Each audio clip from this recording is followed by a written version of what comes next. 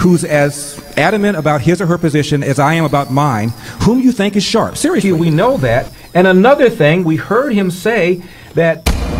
Hey, I'm Larry Elder, and welcome to the inaugural show of And Another Thing. Every week we try and bring some special issue to you, just for you Eldorados, and then take some of your questions.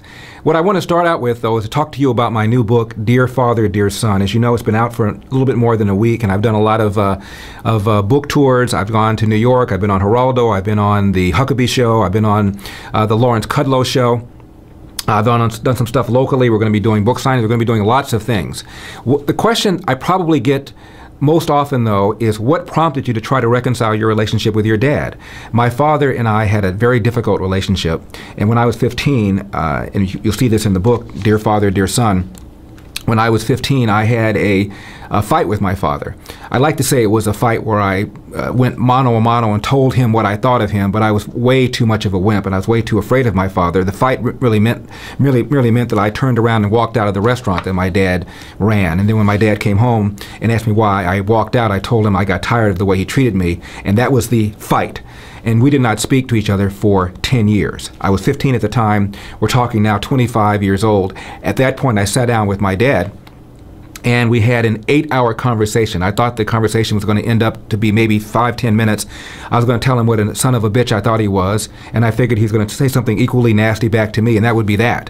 What happened, though, is we ended up on 2 stools, probably no further than these two hands apart, and we spoke for literally 8 hours. And in that period of time, he transformed from this rotten SOB, thin-skinned, easy to anger, to this kind, caring, sensitive inspiration whom I had completely misread.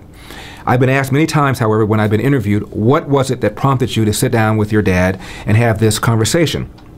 And there's a very important thing in the book about why this happened. And this is one of the reasons I wrote the book. The reason I reconciled with my dad is not because I matured and studied psychology and realized that I could sit down and patch my relationship with my dad if only we were to have a heart-to-heart conversation where we laid it all out on the table. I didn't think that at all. I was going to confront the SOB. And the reason I began to have doubts about whether or not my negative attitude about my father was legitimate is because I moved to Ohio after I graduated from law school, and that's why I wrote the book. And I hope it inspires some other people to pick up the phone and maybe drop an email, and maybe, just maybe, it might clarify your positions, might make you a little healthier going through life. That's what I'm hoping. So now, let's turn to some of your questions. Christopher from Newark, New Jersey asks, I believe in small government, free trade, rise or fall on your own initiative, and personal responsibility and accountability. Wow, sounds like a Romney voter. In this past election, Americans rejected my beliefs. Americans clearly chose and elected Barack Obama, a person who has moved our country hard to the left, eroding our economic and personal liberties. When everybody seems to be doing the opposite of what I believe, I have to ask myself, is there something I'm missing? Well, Christopher, let me tell you something. Almost half of America is asking themselves that question after November the 7th, and after many people thought, including me, that Mitt Romney had a shot at winning this election. I am deeply disappointed in the fact that the majority of voters decided to give this man another 4 years. I think he's a very dangerous person, not in the sense of being a Muslim, some sort of Manchurian candidate. The reason he's so dangerous is because he's doing all these things with the best of his intentions. If he were an evil, Stalinist kind of person, you could at least tell people he's a villain and turn people against him. But when he smiles and does it with the best of intentions, that makes it far more difficult because, as you know, the road to hell is paved with blank, blank, blank.